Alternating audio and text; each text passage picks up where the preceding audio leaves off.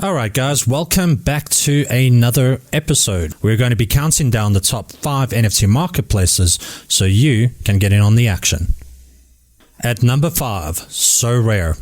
Football fans have been collecting physical cards for decades. However, up until now, it's been impossible to build a collection in a digital world.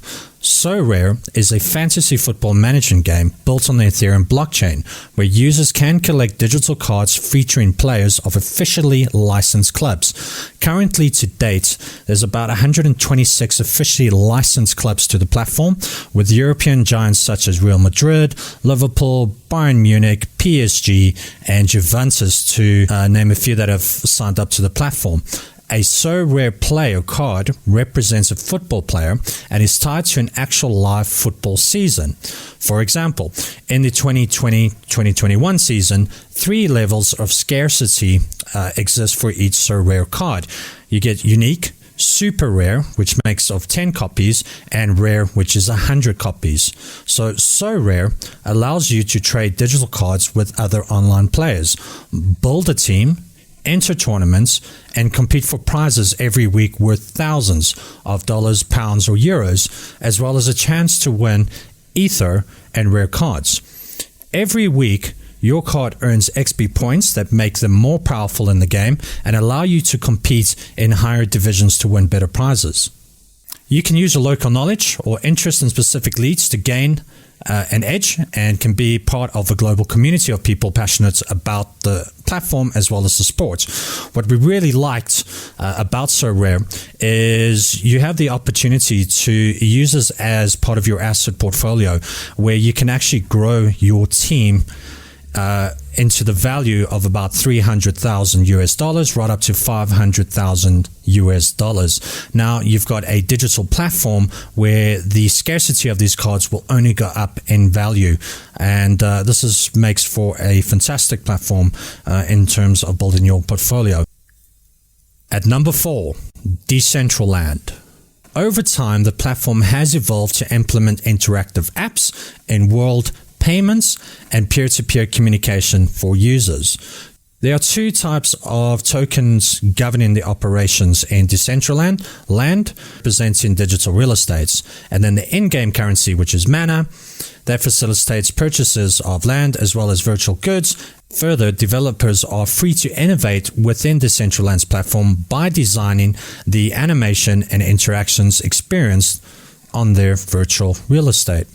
Outside the gaming environment, the marketplace enables participants to manage and exchange land tokens. Owners can use the marketplace to transact or transfer parcels and other in-game items such as wearables and unique names. Decentraland's builder tools authorize owners to curate a unique experience within their land parcels. Interactive scenes are designed through its editing tools, where developers can access customization libraries and payment implementations. What we're very excited about in terms of Decentraland is that it is forming the basis of what we've seen in movies like Ready Player One. The only bit that needs to start catching up now is virtual reality or augmented reality, but projects like Decentraland is going to become a staple diet within our own reality. How the web was for companies. If a company doesn't have a website, they're out of business. And what's going to happen now is if companies are not participating in platforms like Decentraland, they're not going to have a competitive edge and they're not going to have a company. This is why Decentraland made it to our top listing. Number 3, Rarible. The growth of crypto art was one of the most fascinating trends of 2020 and shows no signs of slowing down, particularly for 2021. NFT art marketplaces such as Rarible have boomed on the Ethereum, in part as a direct result of the amount of value being generated through activities on the DeFi dApps.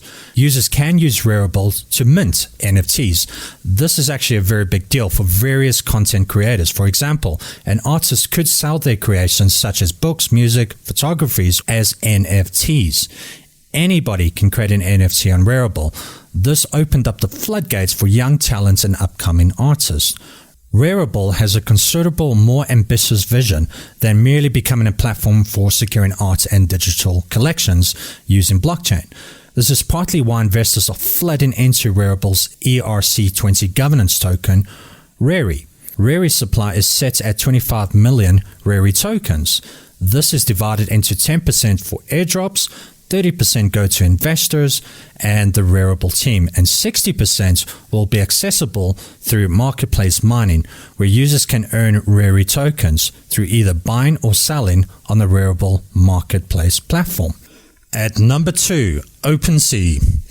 Opensea is the first and largest marketplace for user-owned digital goods, which include collectibles, gaming items, domain names, digital art, and other assets backed by a blockchain.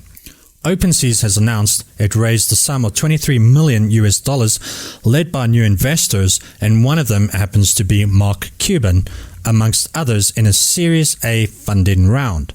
The latest funding will help the platform to build on its growth, as seen since it was created back in the late 2017.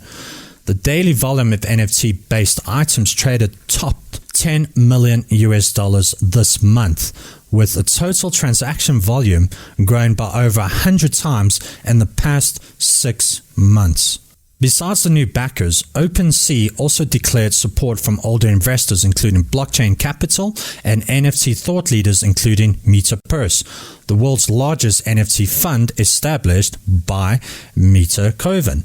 The 200 million plus NFTs you can trade on Opensea are not owned by Opensea, they are owned by the users. This is why Opensea's made it onto our top 5 list. At number 1, NBA Top Shots.